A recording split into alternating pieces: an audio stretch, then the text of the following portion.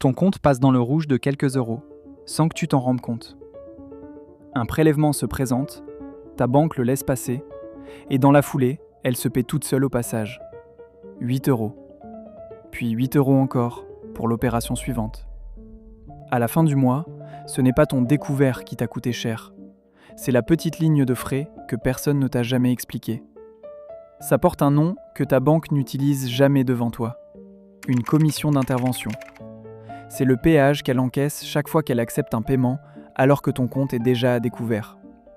Un geste automatique décidé par un logiciel, facturé à la seconde précise où tu as le moins les moyens de le payer. Et voilà le vrai sujet. Depuis 2014, ce péage est plafonné par la loi. Il existe un maximum que ta banque n'a pas le droit de dépasser, par opération et par mois. Sauf que ce plafond, personne n'a envie de te le rappeler pendant que tu es dans le rouge. Aujourd'hui, je te montre comment ta banque se sert toute seule sur ton compte, pourquoi ces frais restent légaux tant qu'ils ne dépassent pas un plafond qu'on te cache, et surtout, comment récupérer ce qu'on t'a pris en trop. D'abord, comprends comment on te ponctionne, parce que le mécanisme est d'une simplicité redoutable. Le jour où ton solde tombe sous zéro, chaque paiement qui se présente devient un prétexte. Ta banque peut choisir de le refuser ou de le laisser passer en te facturant une commission d'intervention. Elle laisse passer, bien sûr. C'est elle qui décide, et chaque décision lui rapporte. Le problème, c'est l'empilement.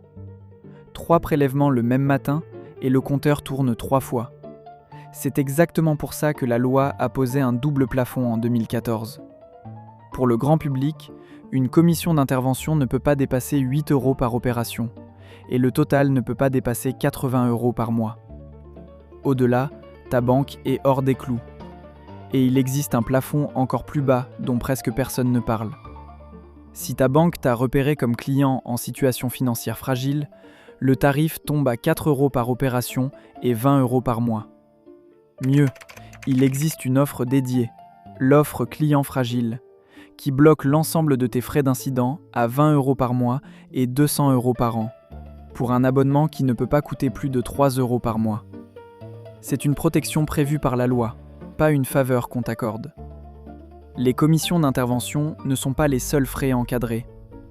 Un prélèvement rejeté faute de provision, c'est 20 euros maximum, et jamais plus que le montant de l'ordre rejeté lui-même. Un chèque sans provision, c'est 30 euros si le chèque est inférieur à 50 euros, et 50 euros s'il est au-dessus. Chaque incident a son prix plafond, écrit noir sur blanc. Le jour où ta banque dépasse ce chiffre, elle te facture quelque chose qu'elle n'a pas le droit de te facturer. Et si tu crois que cette logique s'arrête à ton compte en banque, regarde autour de toi. C'est le même réflexe qu'on retrouve partout. Le petit prélèvement automatique qu'on lance sans te prévenir. L'abonnement reconduit tout seul. Le service qu'on continue de te facturer bien après que tu as cessé de t'en servir. On te vend un service, mais on garde la main sur le robinet. Et on ouvre ce robinet pile au moment où tu regardes ailleurs. Ta banque n'a rien inventé. Elle applique juste cette recette sur l'argent que tu lui as confié. Maintenant, la sortie. Elle ne tient pas dans une astuce cachée. Elle tient dans 2 choses que tu possèdes déjà sans le savoir. Les plafonds légaux et tes droits. Voilà comment ça marche, concrètement. La première chose à faire, c'est de sortir tes relevés des derniers mois et de repérer chaque ligne qui parle de commission d'intervention, de frais de rejet ou de frais d'incident. Tu les additionnes mois par mois. Si le total d'un mois dépasse 80 euros, ou 20 euros dans le cas d'un client fragile, tu tiens là un trop perçu. Tout ce qui a été prélevé au-dessus du plafond est irrégulier, et donc récupérable. Et tu peux remonter jusqu'à 2 ans en arrière. Ensuite, tu réclames. Par écrit, à ton agence, facture des frais à l'appui, en demandant le remboursement de ce qui dépasse le plafond légal. Si la banque traîne ou refuse, tu ne restes pas seul face à elle. Tu saisis le médiateur bancaire, c'est gratuit, à condition d'avoir d'abord envoyé une réclamation écrite restée sans réponse satisfaisante. C'est une voie prévue pour toi et elle ne te coûte rien. Si tu te sais en difficulté, demande clairement l'offre client fragile. La banque doit te la proposer dès que tu remplis les critères, mais dans les faits, c'est souvent à toi de la réclamer. C'est elle qui pose le couvercle sur tes frais. Et il te reste 2 leviers plus lourds pour les situations bloquées. Le droit au compte, d'abord. Si une banque te refuse l'ouverture d'un compte, tu peux saisir la Banque de France, qui désignera d'office un établissement obligé de t'ouvrir un compte, gratuitement, même si tu es inscrit sur ses fichiers.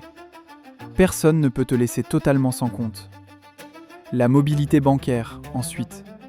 Le jour où tu changes de banque, c'est la nouvelle qui se charge de déplacer tous tes prélèvements et tes virements réguliers, gratuitement et à ta place. Partir devient simple, et une banque qui sait que tu peux partir facilement se tient mieux. Un point d'honnêteté, maintenant, parce que je ne veux pas te vendre du rêve. Ces frais, tant qu'ils respectent les plafonds, sont parfaitement légaux.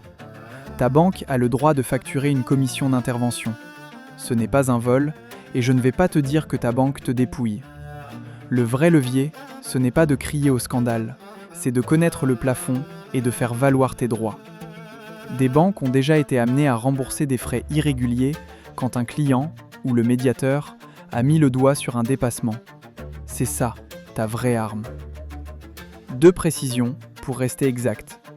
Ne compte pas sur une baisse qui n'a pas eu lieu. Il existe une proposition en discussion pour abaisser le plafond mensuel de 80 à 40 €, mais elle n'est pas en vigueur. Aujourd'hui, la règle reste 80 € par mois pour le grand public. Et si un litige s'enlise, ton réflexe, ce n'est pas un forum au hasard, mais le médiateur bancaire, les associations de consommateurs ou la Banque de France. Des interlocuteurs prévus pour ça. Alors avant de te résigner à voir fondre ton compte à chaque fin de mois difficile, pose-toi la vraie question. Est-ce que ton problème, c'est vraiment ce petit découvert de quelques jours?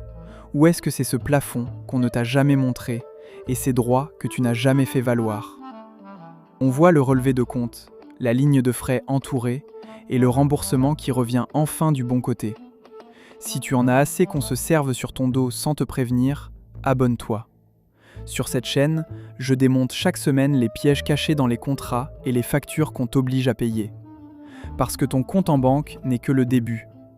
Le même client fidèle, celui qui ne bouge jamais et ne réclame rien, se fait aussi punir ailleurs, et notamment sur son assurance auto, dont le tarif grimpe en silence année après année, précisément parce qu'il reste. Si tu veux voir comment ta fidélité est devenue une double peine, la vidéo est là, sur ton écran. Clique.